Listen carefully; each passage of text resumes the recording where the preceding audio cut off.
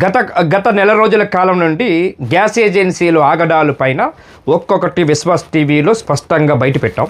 పెట్టిన తర్వాత joint collector గారు దీని మీద ఒక నివేదిక ఇచ్చిండ్రు. ఒక నివేదిక ద్వారా మొత్తం ఏజెన్సీలందరికీ కూడా ఒక ఆర్డర్ ఇచ్చారు, మీరు ఎట్టి పరిస్థితులు పెట్టొద్దని ఇచ్చారు. దాన్ని కేబాతరు చేస్తూ ఈరోజు మళ్ళీ సంజయ్ గ్యాస్ ఏజెన్సీ అని ఒక ఎన్ఎస్టీఎల్ గేట్ దగ్గర ఎన్ఏడి ప్రాంతంలో ఉన్నటువంటి గ్యాస్ ఏజెన్సీ పైన మన 5 రోజుల క్రితము శనివారం నాడు మొత్తం అంతా కూడా నేను మొత్తం ఆధారాలతోటి బయటపెట్టిన తర్వాత ఇక్కడ రెవెన్యూ ఇన్స్పెక్టర్ ఉంటారు. ఈ ఏరియాకి రెవెన్యూ ఇన్స్పెక్టర్ని పెట్టు ఉన్నారు. ఆ రెవెన్యూ ఇన్స్పెక్టరు వాళ్ళకి స్వయంగా మెసేజ్లు పెట్టి ఫోన్ చేసి, మీరు ఎట్టి పరిస్థితుల్లో విశ్వాస్ టీవీలో వచ్చినటువంటి కథనం చాలా డేంజరు, ఇది బయటకు వచ్చిందంటే ఇబ్బంది పడతారు, మీరు ఇమీడియట్గా మీరు తీసేయండి, రేపు ఆదివారం కాబట్టి నాకు ఎలాగ హాలిడే కాబట్టి నేను రాను, మీరు లారీలు తీసేసేయండి, లారీలు పెట్టమాకండి, నేను వచ్చే టైంకి ఉండమాకండి అని చెప్పి ఆ విధంగా ఆమె మెసేజ్ పెట్టినారు. సరే, ఈ విధంగా ఇన్ఫర్మేషన్ ఇస్తున్నారు. ఇదంతా మనకు తెలిసిన మనకి కొన్ని ఆధారాలు మనకు వచ్చినాయి, మొత్తం అది కూడా బయట పెడదాము. సరే, ఇదంతా అంటే ప్రజల్ని కాపాడవలసినటువంటి అధికారులే ఈ దొంగ ఏజెన్సీలకి, దొంగలకి, దోపిడీదారులకి, ఈ ఎవరైతే వీళ్ళు ప్రజలను మోసం చేసి దగా చేసి చంపేసే ప్రయత్నాలు చేద్దామనుకుని గ్యాస్ లారీలు పెడుతున్నారే, నడి రోడ్డు మీద పెడుతున్నారే, జన నివాసాల మధ్య పెడుతున్నారే, వాళ్ళు గుడాం పెట్టకుండా కాసులు కక్కుర్తిపడి నెలకి 3,20,000 రూపాయలు మిగులుతుందని చెప్పి, అడ్డంగా మిగులుతుందని చెప్పి ఇక్కడ గ్యాస్ లారీలు పెట్టి అమ్ముతున్నారే. దీనికోసం అధికారులు ఎంత కాసులు కక్కుర్తిపడి ఎంత డబ్బులు తీసుకొని వీళ్ళ వదిలేశారు, వాళ్ళ దగ్గర ఎంత తీసుకున్నారు. దీనికోసమే ఈరోజు కూడా మన నిఘా నేత్రం మన విశ్వాస్ టీవీ స్టింగ్ ఆపరేషన్లో బయటపెట్టిన విషయాలు మీకు అందరికి చూపెడతాను.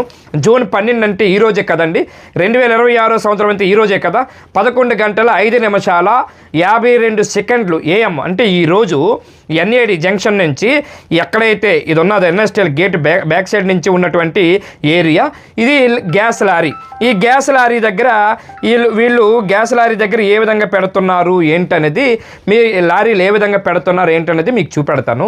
అంటే ప్రభుత్వము ప్రజలను కాపాడవలసినటువంటి అధికారులే వీళ్ళకి తొత్తులుగా, గ్యాస్ ఏజెన్సీలకి తొత్తులుగా మారి కాసులు కక్కుర్తిపడి డబ్బులు దోచుకొని డబ్బులు తినేసి వీళ్ళని వదిలిస్తున్నారే. ఎంతవరకు సబు అండి. చనిపోయిన తర్వాత ఇప్పటికే స్టీల్ ప్లాంట్లో చనిపోతే ₹1,00,00,000 ఇస్తాం, 20 లక్షలు ఇస్తాం, ప్రాణం విలువ కట్టలేనిది. అంటే డబ్బు ద్వారా మీ ప్రాణాన్ని పోగొట్టడానికి అంటే ఏం చేస్తున్నారు మీరు? హత్య చేస్తున్నారు. హత్యపరంగా, ప్రభుత్వ హత్య పరంగా వెళ్తున్నారు. అంటే ప్రజలు చనిపోతే డబ్బులు ఇస్తామని చెప్పి డబ్బులకి వాళ్ళకి చూపెట్టి అసలా చేసి ఇట్లా మోసం చేస్తారా అంటే ముందుగా తేరుకోరా. విశాఖ నగరంలోని కొన్ని లక్షలాది జనాభా ఉన్నారు, ఎంతో ప్రఖ్యాతి కలిగినటువంటి జిల్లా. ఈ జిల్లాలో ఇంత అనార్థాలు జరుగుతూ ఉంటే అధికారులు ఎందుకు పట్టించుకోరు? ఎందుకు మేనమేషాలు లెక్కేస్తున్నారు? అధికారులారా, అర్థం చేసుకోండి, ఇది పెద్ద ఇష్యూ అవుతుంది. చనిపోతే బాధ్యులు ఎవరు? మీరుంటారా? ప్రభుత్వం ఉంటుందా? మీరు ఇప్పటికైనా తేరుకోండి. దీనికి ఒక సిస్టమ్ ఉంటుంది, దీనికి ఒక పద్ధతులు ఉంటాయి, ఏజెన్సీలకి నామ్స్ ఉంటాయి. ఆ నామ్స్ను తొంగులో తొక్కుతూ ఉంటుంటే మీరు ఏం చేస్తారు? కళ్ళు మూసుకొని కబోదులుగా పనిచేస్తున్నారా? ఇక్కడ సేల్స్ ఆఫీసరు ఏం చేస్తున్నాడు?